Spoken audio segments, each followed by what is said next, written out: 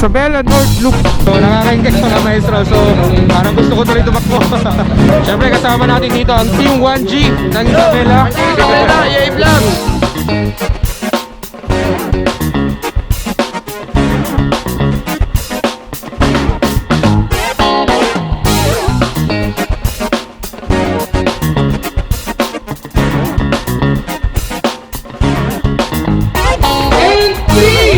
Isabela North Loop 2021 is now officially open!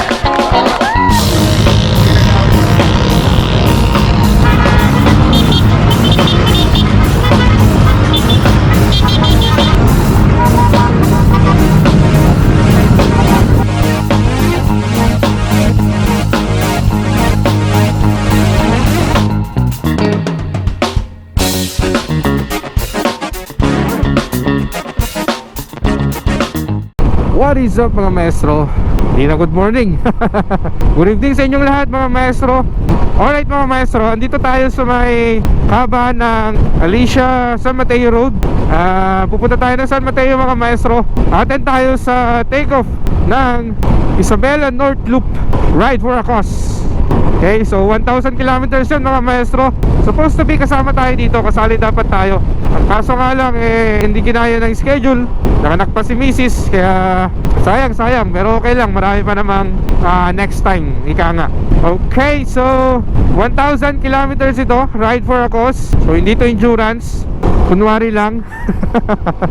Ayan, so sa mga Isabela participants dito mag-start at babaybayin nila ang probinsya ng Nueva Vizcaya, Nueva Ecija, Pangasinan, La Union, then Ilocos. Ayan, Ilocos Norte, Ilocos Sur, tapos ang Cagayan. Okay, bali yung mga magte-take off dyan sa may San Mateo is yung mga participants lang ng Isabela. Alright, so hindi na pinapunta dyan yung mga galing sa ibang mga probinsya para hindi masyadong magdagsaan siguro.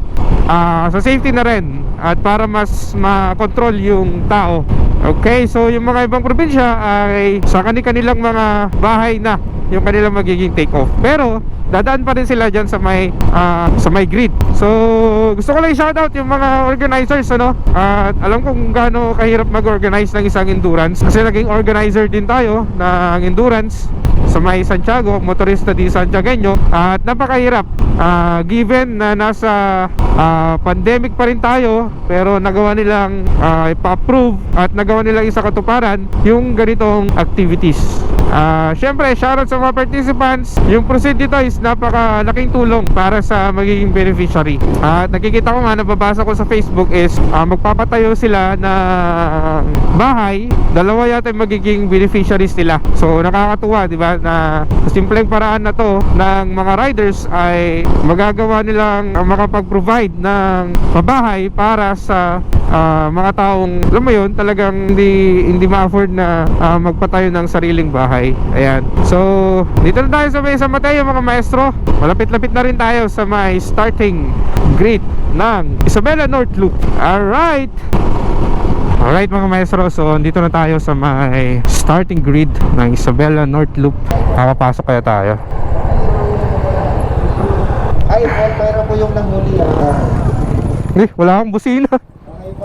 Meron kayo dyan, sir. EPT.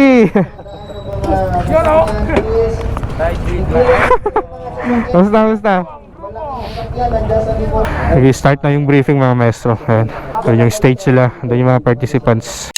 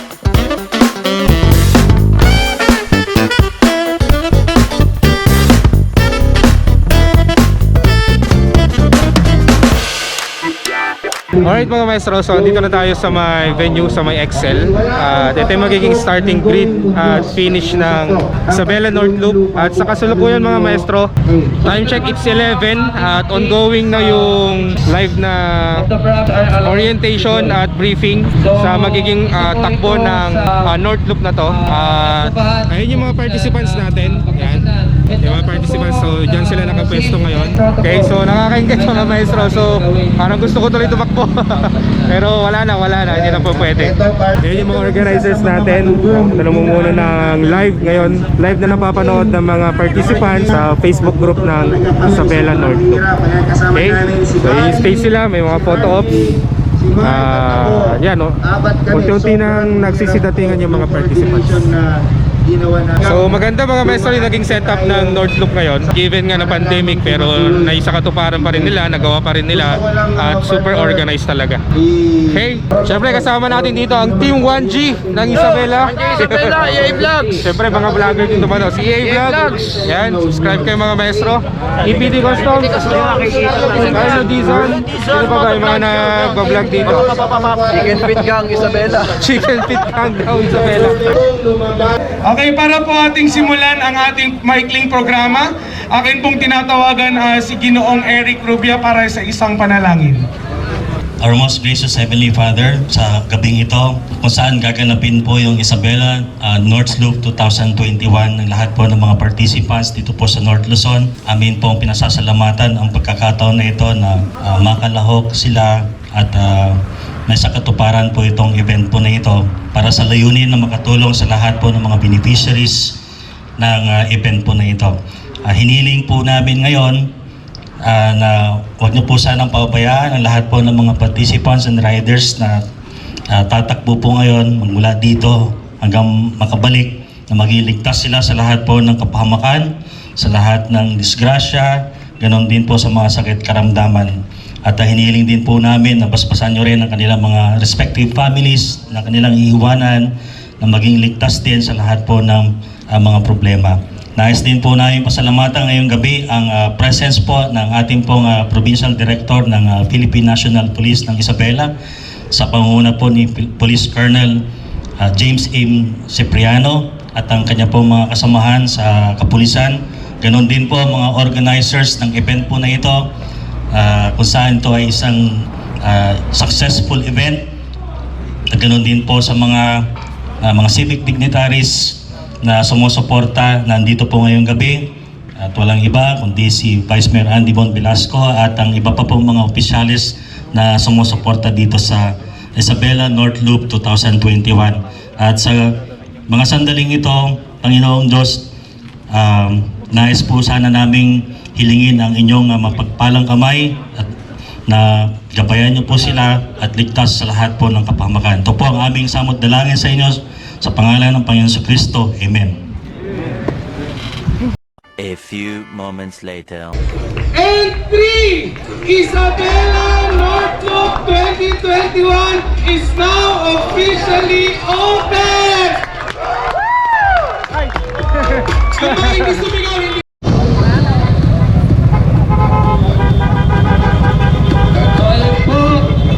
Wait lang.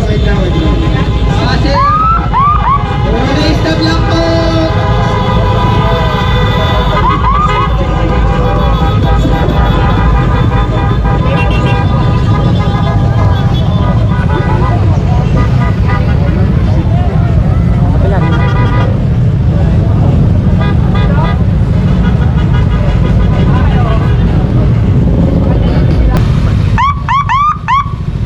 Bantayan po dyan sa kabila. Okay, forward lang po, puro card.